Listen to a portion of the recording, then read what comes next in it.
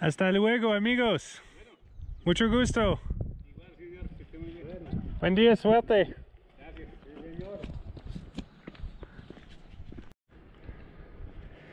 So I was talking to the really friendly guys who are actually working on the trail here. As if you've seen some other videos on my channel recently, you'll know that a lot of these religious like trails to high points overlooking towns are usually like all built up like with interlocking bricks and stuff. So the guys doing that, they're very nice. And one of the guys was telling me that someone recently in the town, according to him, allegedly was murdered by some Venezuelans. If you don't know, there's kind of a Venezuelan refugee crisis where the economy in their country is kind of pretty down bad.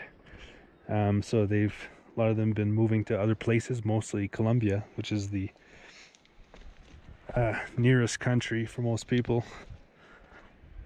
But Colombia didn't have the strongest economy to start with, so a lot of them don't have jobs. But I'm fairly certain he was saying that the gentleman who was a business owner in the town here of Acutania was hit over the head with a blunt object, murdered, and then all his things were taken, including his car, which they drove off with all his things. And I actually asked the guy, or tried to, if he thought that maybe these things were happening because people weren't giving jobs to Venezuelans, they were giving them to Colombians instead, because Colombia already probably didn't have jobs for everybody, so it makes sense that people would give them to Colombians first that they didn't know. And he said, yeah, I think you're right. Not everyone trusts the Venezuelans, I guess because of the fact that they're robbing people because they don't have anything, because they're not getting jobs.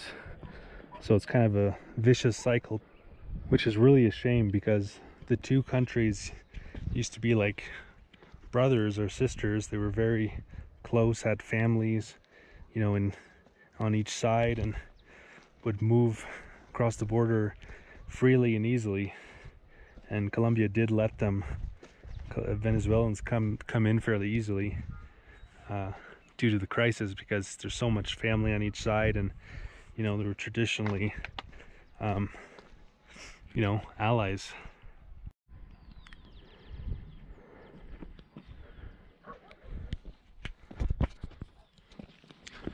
So Acutania was pretty nice, but I got up early today.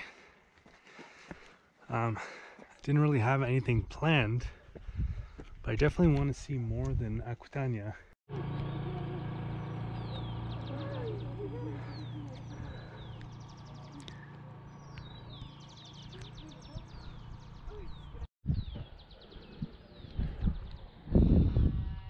So I thought maybe I would go for a hike to the Paramo over there.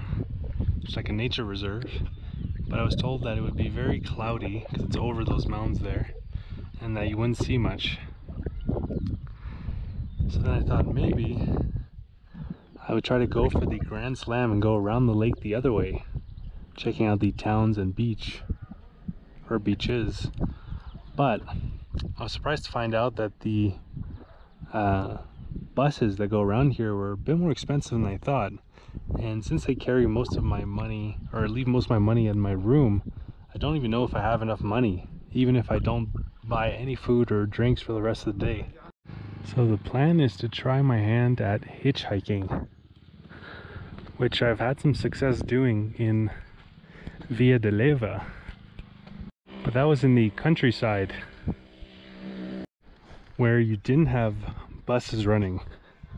Today I'm going to be trying it on a main road, at least for this area, where there are buses running. So I don't know if people will be as keen to pick me up, but so far people have been super nice around here, so I'm feeling good about my chances.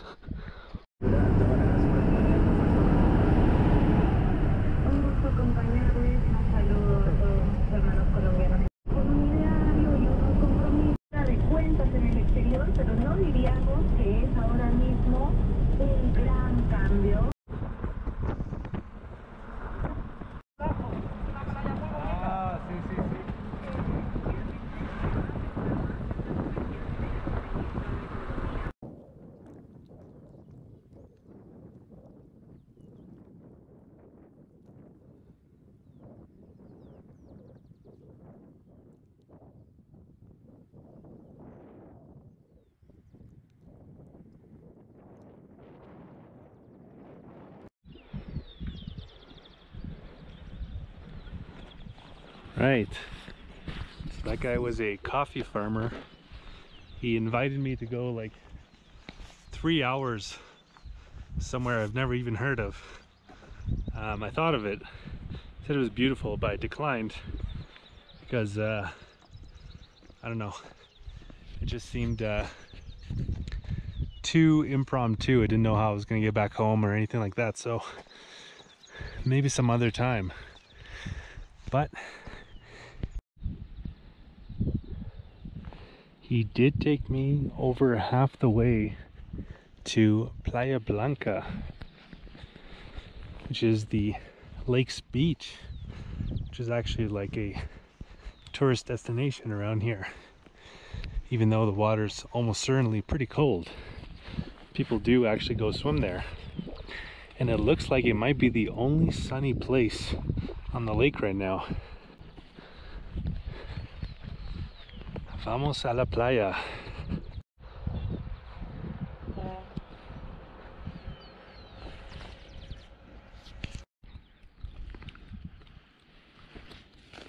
Buen día.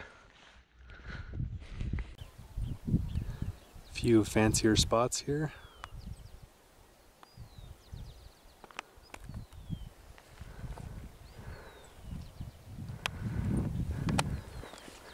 As we get nearer to the prime real estate that is the beach, I guess.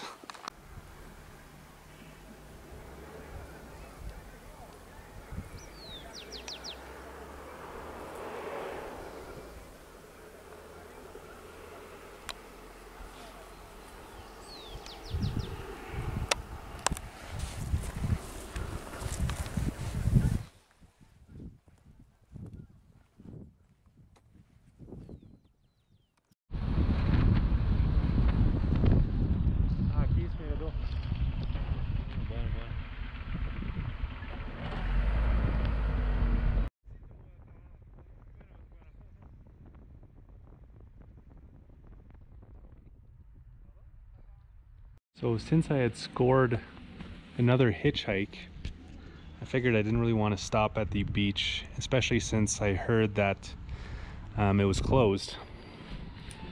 And because of laundry taking longer than expected, I don't actually have a change of clothes. I don't even have underwear, really. So it would have been kind of rude to go in the lake naked, and it would have been really cold. So skipped the lake, and now we are in the town of Tota. One of the 3 towns I'm hoping to get to check out on the western side of the lake here.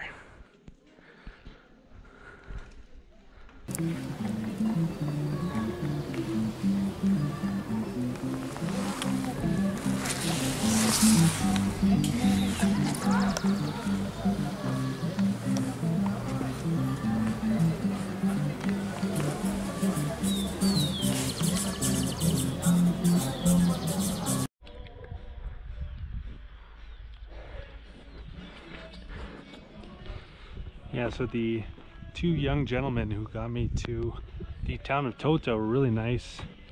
They were collecting and buying metal in this kind of old beat up pickup truck and then going to Sogamoso to sell it. And typically like kind of younger slash like they were like teenage boys. It's kind of a demographic I tend to avoid a little bit, just because I get some occasionally some vibes from them that I don't know, make me feel like there's a slight chance they might try something. But these two were very nice, and they're curious about Canada and why I was here, and we had a good conversation. So I'm hoping that streak will continue as we try to hitch a ride to Curitiba.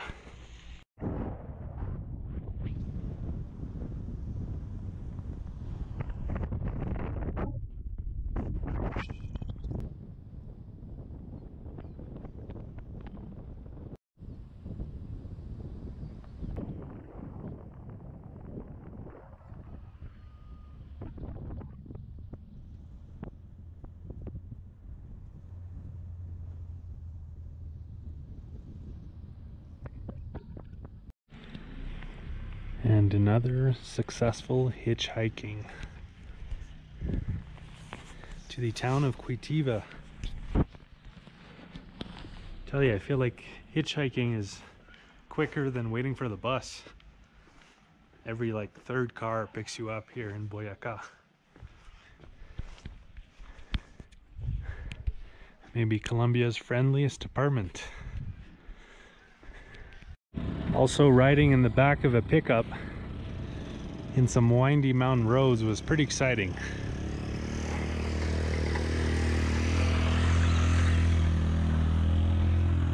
And it seems that every time it starts raining where I am, I hitchhike to somewhere where it's no longer raining. Until it starts raining again, then you hitchhike to the next sunny location. And to think that this morning when I was in Aquitania and I was looking over the lake and it just looked rainy, I actually considered going back home. Really glad I didn't. It's been an awesome day. So I might have jinxed myself earlier when I said that it was too easy to hitchhike here in Boyacá. Probably had like 20 cars go by and no one seemed interested. I think it has to do with the fact that this road is pretty windy, so it's not exactly the safest. But I'll keep trying, and if not, I think I've only got like 4 kilometers left until Isa.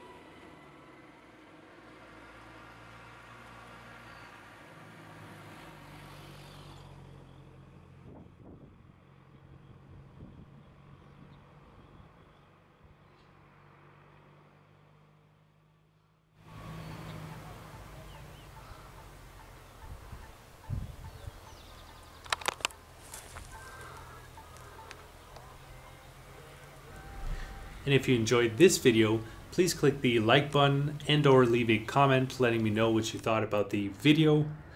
Like I mentioned, there are a lot more videos of Boyaca that I've made that you can find in the description below this video. There's also a link to another playlist of the time that I bicycled through Colombia, which is part of a larger trip bicycling through Latin America. I've also bicycled through Eastern Africa, and Central and Eastern Europe, and I have playlists for all those countries that I've bicycled through available on this very same YouTube channel, Hum of the Earth. Alternatively, if you'd like to see an interactive map of everywhere that I went and everything that I got to see and do, I have that map available over on my website, followthehumoftheearth.com.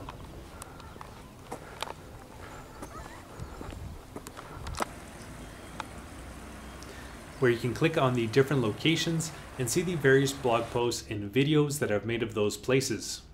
And if you'd like to follow my continuing adventures through Colombia and beyond, you can do so by clicking on the red subscribe button and clicking on the bell to be notified when new videos come out. Alright, so that's going to do it. I hope you guys enjoyed. Have a good one.